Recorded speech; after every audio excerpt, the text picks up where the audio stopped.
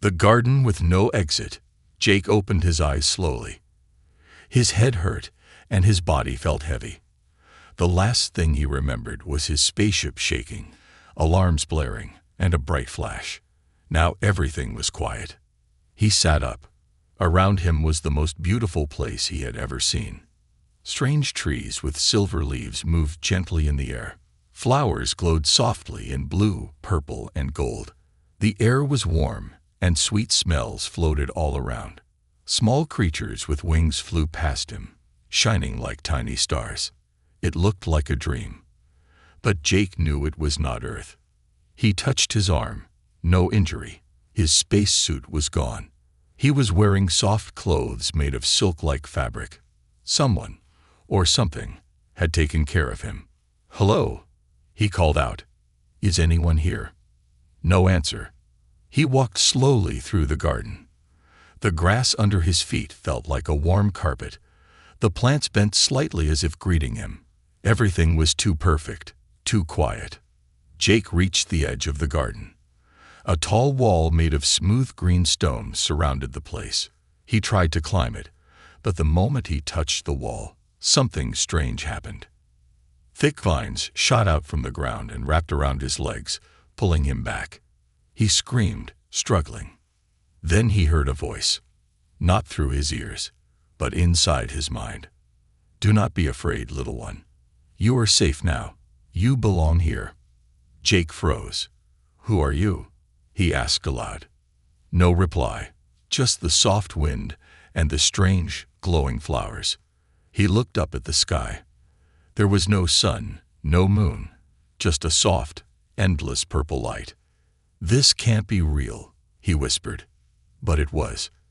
Jake tried walking along the wall, looking for a door or gate. There was nothing. Just more beautiful plants, more glowing trees, more silence. Hours passed, or maybe days. He couldn't tell. The sky never changed. Every time he got too close to the wall, the vines would return. They didn't hurt him, but they made it clear he was not allowed to leave. The garden gave him food. Fruits appeared on trees when he was hungry. A pool of water shimmered nearby when he was thirsty. At night, if it was even night, soft lights danced above him to help him sleep. But he never saw another person. Only strange animals, all calm, all quiet. None of them tried to leave. It was like they had given up. Jake didn't want to give up. One day, as he sat under a glowing tree, he felt the voice again. "You are special, human. I chose you." Jake stood up. "Who are you? Why am I here?" This time, the voice was closer and deeper. "Because you are alone, like me." He turned around and saw her. She was tall, almost 7 feet, with long silver hair that floated behind her like water. Her skin was a soft green, glowing faintly. Her eyes, large and golden, looked deep into his soul. She was not human. Jake stepped back. "What are you?" The being tilted her head. "I am Queen Alira. This is my garden. And now, you are part of it." "I don't want to be here," Jake shouted. "Let me go." The queen did not look angry. She looked sad. "You say that now. But in time, you will understand. You will love this place. You will love me." He shook his head. "No, this is a prison." She stepped closer. Her voice in his mind was soft now, almost kind. "No, dear Jake. This is a gift. You were falling, broken, lost. I saved you." Jake's heart beat fast. He didn't know what to do. He didn't know how to fight someone who lived inside his mind. He turned and ran. But the garden shifted. Trees moved. Paths changed.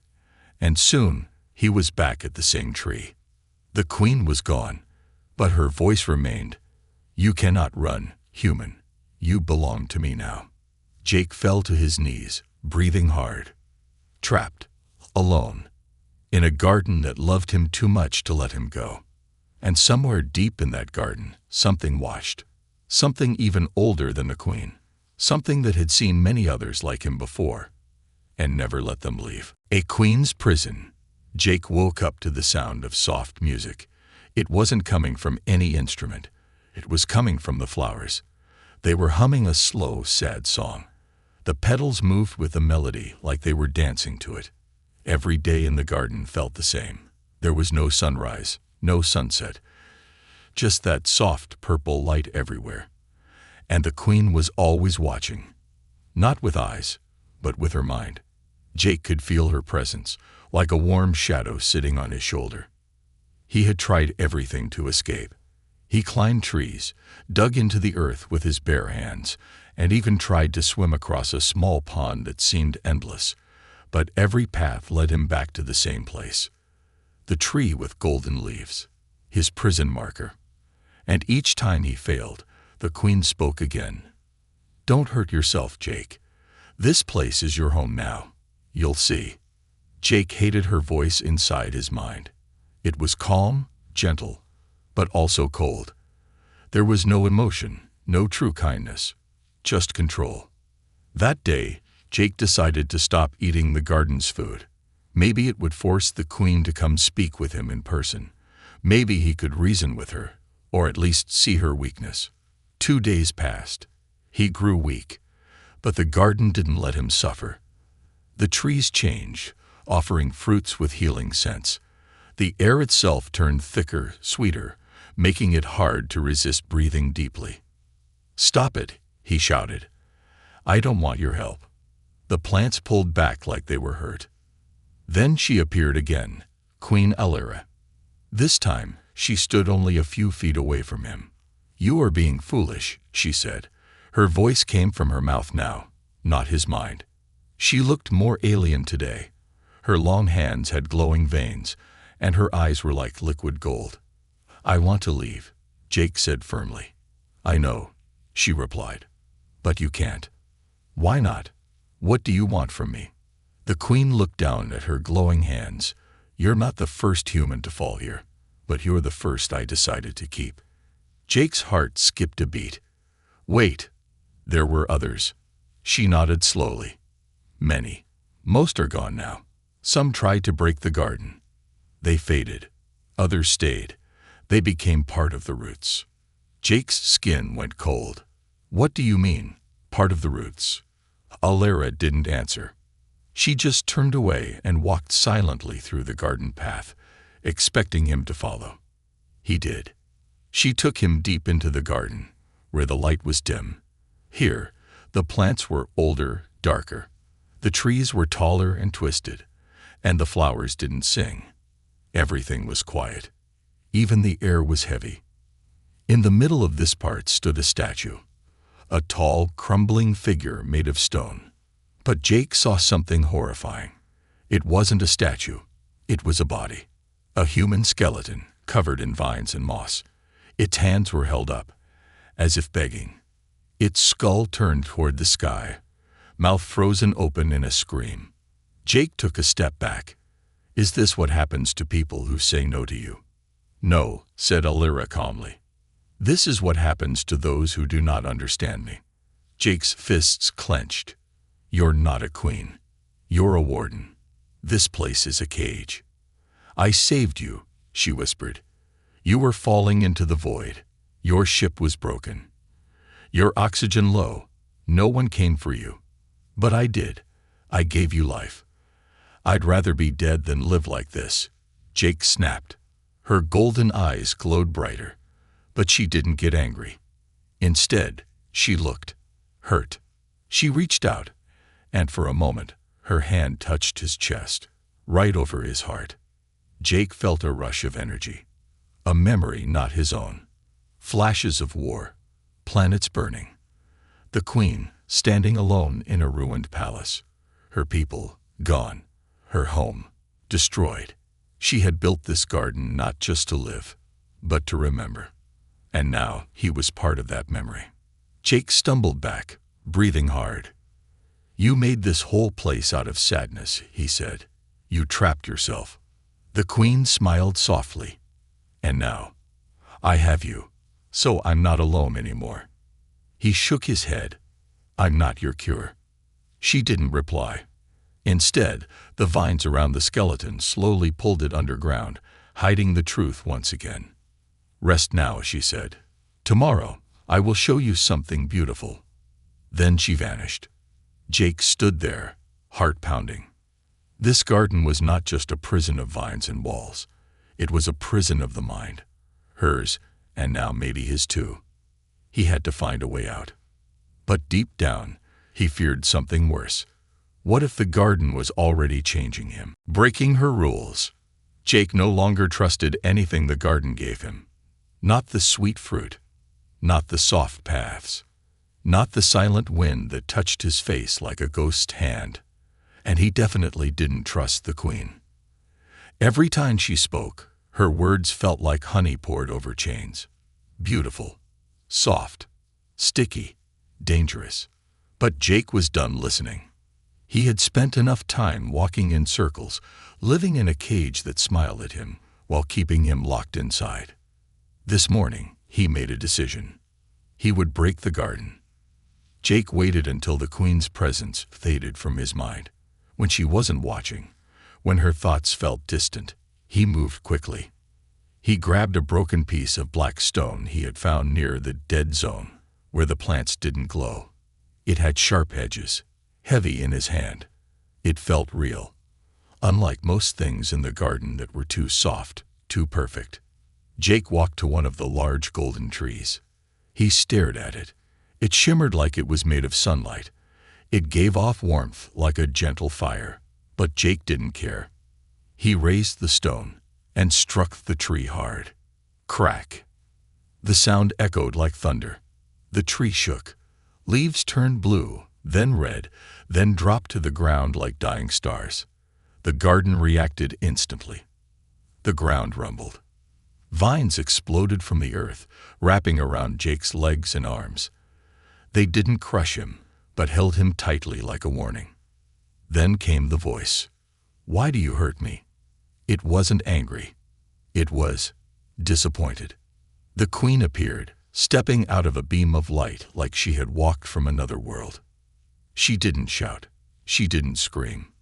She just looked at him. Jake struggled against the vines. "Let me go." "You broke the rules," she said. "There are no rules," Jake snapped. "Only your control." The vines tightened slightly. Not enough to break bones, but enough to make him gasp. "You don't understand," she whispered. "This garden is not a prison. It is a soul, my soul. Everything here is connected to me. When you hurt the trees, you hurt me." Jake stopped moving. He looked into her glowing eyes and saw it. Real pain, real sadness. But he didn't care. "Then maybe that's what you need," he said coldly, "to feel something real." The queen blinked slowly. She walked up to him, touched his face. Her hand was warm, but her fingers trembled. "You are not like the others," she said. Jake frowned. "Others?" The queen didn't answer. Instead, the vines slowly pulled him down, into the ground. He screamed, but the earth opened like water. He didn't fall. He sank. Darkness surrounded him. He landed in a cave. Glowing moss lit the walls. The air was colder here. And then he saw them. Machines. Old. Rusted. Broken. Some were human. Some were not. Wreckage of ships, kecked from other worlds. A graveyard of past visitors. And in the center was a small control panel. Jake rushed to it. It was cracked, but still had light. A small human handprint icon blinked softly. He placed his palm on it. Beep. The screen lit up. A hologram flickered to life. It was a human woman, maybe in her 30s. She looked tired. Her voice was shaky. "If you're seeing this," she said, "you're trapped like I was. The garden isn't just a place. It's a living mind. And the queen, she's broken. She collects people, creatures. Anyone she thinks can fill her emptiness." Jake leaned closer. "She can feel everything. But her power has a center, a root. If you find it, You might break her control. But be careful. If you break her heart, the garden may die. And so might you. The hologram faded. Jake stood in silence. This wasn't just a garden. It was a living prison powered by emotion. A broken alien heart holding 1,000 souls. And now, Jake had a choice. Play along, and maybe find the root. Or fight, and risk being swallowed by the garden like all the others. When the queen pulled him back to the surface, she looked calmer, softer. "I can show you beauty you've never seen," she said gently. Jake didn't argue. He smiled weakly. "Maybe I judged you too fast." The queen tilted her head. "Are you starting to accept me?" Jake gave a small nod. But deep inside, his mind was racing. He had to find the root. And when he did, he'd break her power from the inside. Even if it broke her heart. The garden's secret. The garden no longer felt soft. It felt alive. Jake had walked its paths so many times, but now, each step made the ground pulse, like a slow heartbeat under the soil. The trees watched him. The flowers stopped singing when he passed. Even the birds flew higher, avoiding him like he carried a sickness. He was being watched, not just by the queen, by the garden itself. After seeing the hidden tech chamber, Jake had changed his plan. He acted calm now, gentle, smiling when the queen appeared, asking her questions, pretending to admire the garden's strange beauty. She welcomed the change. "You are learning," she said one day, as they walked through a glowing path of tall, white plants. "You feel a harmony now, don't you?" Jake smiled politely. "It's peaceful, but I still wonder, where do the paths go?" She smiled back. "Everywhere, and nowhere." Cryptic, as always. But Jake wasn't just walking blindly anymore. He had memorized parts of the garden. He was mapping it in his mind, watching for patterns, looking for the center. Because if the garden had a heart, like the hologram said, then somewhere out there was the root of all of this. And maybe a way out. One day, he found something strange. A patch of dead ground. It was small, just a circle, maybe 6 feet wide. But nothing grew there. The grass was brown. The soil cracked. Even the sky above looked darker, like the light didn't want to touch it. Jake stepped inside. Suddenly, his ears rang. The world tilted. He fell to his knees, grabbing his head. Visions flooded his mind. Children screaming. Planets burning. A woman's voice crying out in grief. And then, silence. Jake opened his eyes. He wasn't in the garden anymore. He stood in a gray room, empty, cold, and dark. A holographic screen flickered on a wall. It showed the queen, long ago, before she became what she was now. Her eyes were brighter, her smile real. She was standing in front of a council, her people's leaders. "We must preserve beauty," she said. "Even if the universe burns, we can save what matters." The council looked afraid. "You want to trap life in a fake paradise," one of them said. "You want to play God." She raised her voice.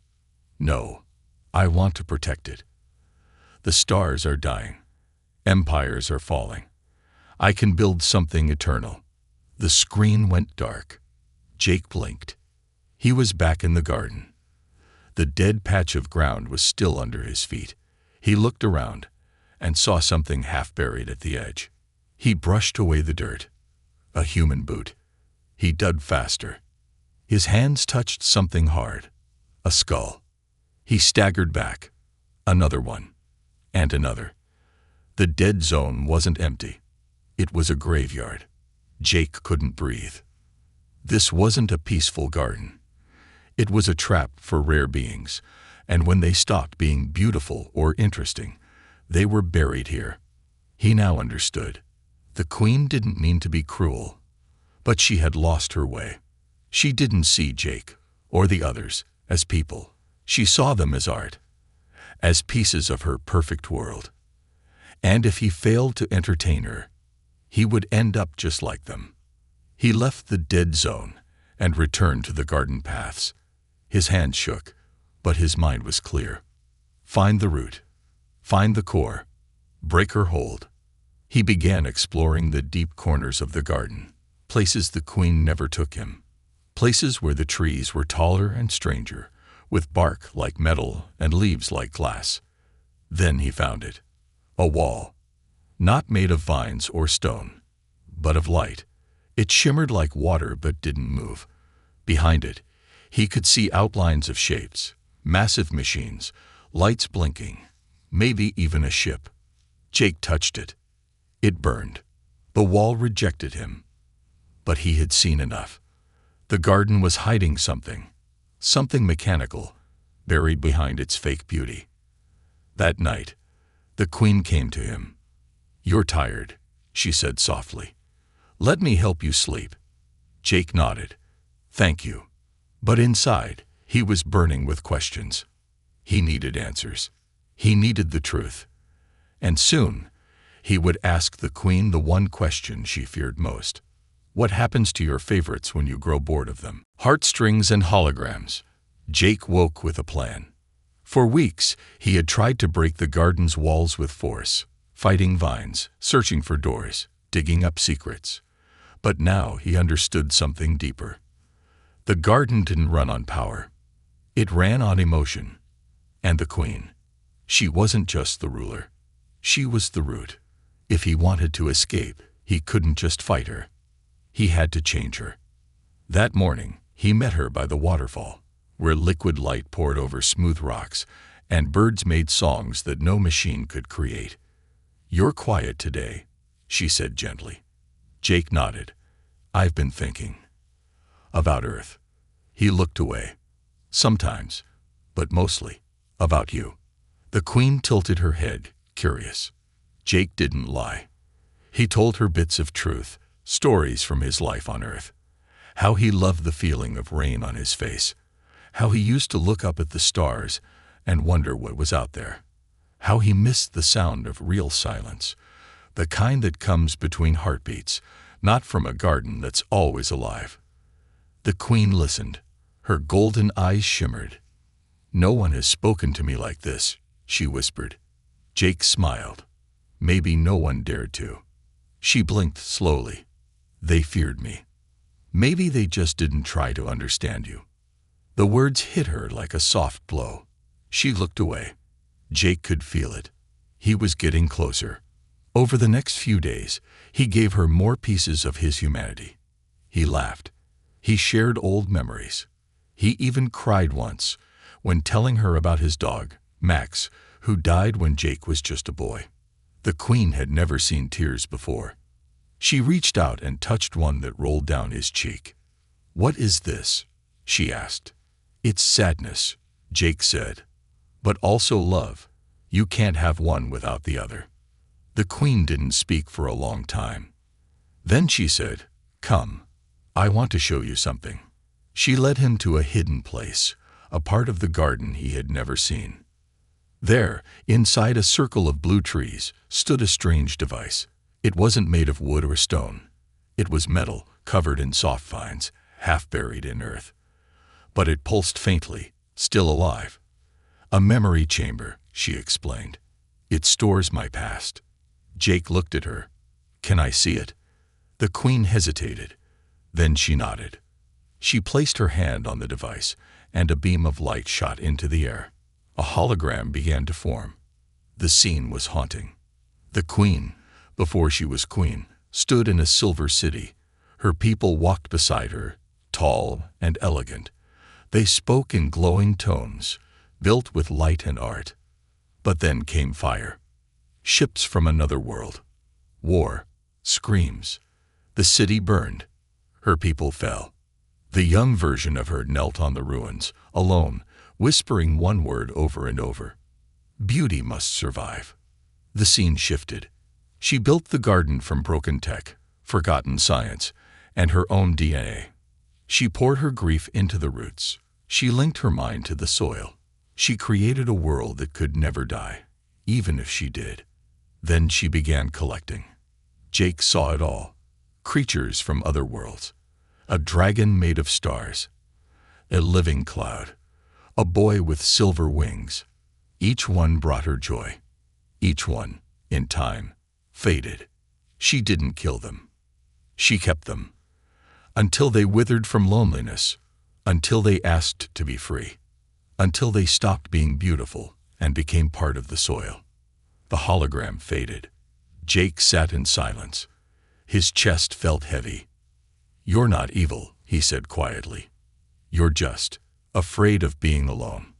The queen looked at him, tears forming in her golden eyes for the first time. "I don't know how to stop," she whispered. Jake reached for her hand. "Then let me help you." That night, while she slept in a cocoon of light, Jake returned to the wall of energy he had found before. He brought a tool, a shard of tech from the graveyard. It was small, sharp, and designed to cut signals. He placed it against the glowing wall.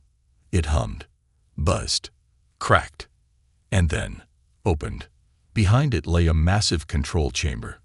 Real walls, real machines, real stars on the ceiling, not illusions. He stepped inside and saw a ship core glowing in the center. The queen had never destroyed her past. She had hidden it. Jake looked back. The garden was still behind him, beautiful and deadly. He could escape now. But something inside him whispered, not yet. He had started something bigger than freedom. He had touched a heart that had forgotten how to feel. He had to finish what he started. Escape or bond forever. Jake stood at the edge of the garden, the glowing wall behind him still open. The real world waited beyond it. A way home. A chance to leave this strange paradise behind. But the queen stood in his path, silent, glowing. Her golden eyes were wide, not with anger, but with something worse. Fear. "You opened the gate," she said again, softer now. "You found what was hidden." Jake didn't move. "You hid the truth. You buried your past, locked away your pain." "I had to," she whispered. "If I remembered everything, I would break." Jake took a step closer. "You already are broken." She flinched, like the words had struck her. Jake sighed. His voice was calm, not cruel, just honest. "You built a garden to keep beauty safe, but beauty isn't real without freedom. You can't force someone to stay and call it love." The queen looked away. Her fingers trembled. "I didn't mean to hurt them," she said. "I only wanted to keep them close. The stars were dying. My people were gone. I didn't want to be alone anymore." Jake could feel her sadness. It wasn't fake. It wasn't some trick. She was truly afraid of being left behind. She stepped forward, slowly, like she was afraid he might run. "If you leave now," she said, "the garden will begin to fade. It was always tied to my heart. If I let go of everything, I might disappear too." Jake's chest tightened. The queen wasn't just a ruler or a captor. She was a grieving soul wrapped in vines. And now she stood in front of him, vulnerable, waiting for an answer. "I didn't come here to destroy you," Jake said. "I only wanted to live, to be free." The queen raised her hand. Her palm glowed faintly. Jake remembered how she had once used her power to trap him. But now, her hand wasn't glowing with force. It was glowing with hope. "I can open all the gates," she whispered. "Let you go. Let others go too. But," her voice broke, "if I do, who will stay with me?" Silence fell. Jake looked at the garden. The trees were listening. The vines were still. Even the wind had stopped moving. Everything waited for his answer. He stepped forward, stood right in front of her. "I don't belong to you," he said. Her lips trembled. "But maybe," Jake continued, "I could choose to be with you. If you let me be free, and if you let others go, maybe I'll come back, not as your prisoner, but as your friend." The queen's glow dimmed. She looked down at her hands. The power in her veins pulsed slowly, as if uncertain. "I don't know how to change," she admitted. Jake gently took her hand. "You already are. A deep rumble spread through the garden. The trees shifted. The sky turned from endless purple to soft gold. The vines pulled back from every wall. For the first time since Jake arrived, the garden breathed. A doorway opened beside them, a real one. Not magic, not a trap. Beyond it, stars shimmered. Jake looked at it, then back at her. The queen's face was soft now, tired, peaceful. "You're free," she said. He nodded, but didn't move. Not yet. He turned to her. "Come with me. See the stars again." The queen stepped back. "I'm not ready," she said. "I still fear the world. I fear myself." Jake didn't push. He just nodded once. "I'll wait for you." And then he walked through the gate. Lights surrounded him. The air changed. Real wind touched his face. Real stars above. Real silence, not made of song. He was free. But his heart felt heavy. Because somewhere, in a garden made of sorrow and light, a lonely queen was learning how to let go for the first time in her life. A human heart, an alien soul. Time passed. Jake didn't know how long it had been since he walked out of the garden. Maybe weeks, maybe months. Time felt different under a real sky. He had returned to human space, to people, to noise, to real food, real gravity, real problems. And yet, part of his heart was still in that strange, glowing paradise. Every night, he dreamed of her. The queen.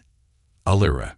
Not her voice in his mind, not her glowing eyes, but her sadness, her loneliness, her hope. The last thing she said to him still echoed like a soft breeze. "You're free." And the flower she had sent after him. It still bloomed on his ship's dashboard. No matter how cold the room became, it never withered. It whispered softly to him, in a language he didn't know, but somehow understood. "She's still trying." Jake spent weeks sharing what he had learned. Scientists were stunned. Leaders were skeptical. But none of them truly understood. To them, she was an alien intelligence, a living ecosystem, a threat maybe. But to Jake, she was a soul. A broken soul, wrapped in power, begging to be healed. One morning, Jake sat alone by the window of a research station above a distant moon. Stars moved slowly in the sky. He held the glowing flower in his hand, and he made a decision. "I'm going back." They told him he was crazy. They warned him she could trap him again. He didn't care. He wasn't going back to be her prisoner. He was going back because he had made a promise. "If you set me free, I'll come back, not as a prisoner, but as a friend." And now, it was time to keep that promise. He returned to the planet, the same one where he had crashed so long ago. But the surface had changed. The vines that once reached for the sky were now lying flat, like they were resting. The air smelled different, less sweet, more real. And at the center of it all, the garden waited. The gate stood open. Jake stepped through. No vines grabbed him. No flowers whispered. No birds sang. It was quiet. Too quiet. He walked slowly, calling her name. "Alira, I'm here." No answer. He reached the golden tree, the first one he had ever touched. And then he saw her. She sat under the tree, her long silver hair flowing like a waterfall of moonlight. Her skin no longer glowed brightly. It was softer now, more natural. Her golden eyes were dim, but alive. She looked up at him. "You came back." Jake knelt beside her. "I said I would." She smiled, a small, tired smile. "The garden is dying," she said. "I see that," Jake whispered. "I let everyone go," she continued, "even the ones I didn't want to. I opened the gates. I freed them all." Jake looked around. The garden no longer pulsed with power. The vines didn't sing. The air didn't sparkle. But it was beautiful in a new way. Real beauty, fragile, honest. "Then you're no longer the queen," Jake said softly. She laughed, a quiet, broken laugh. No, I'm just Alira now. He reached out and took her hand. It was cold, but it still trembled with life. You're not alone anymore, he said. Jake stayed with her for days. She told him stories about her people, her world, her fears. He told her about Earth, about oceans and storms, about music and books and dogs and childhood, about things that didn't live forever, but mattered anyway. They planted a new garden together, not glowing, not perfect, just real.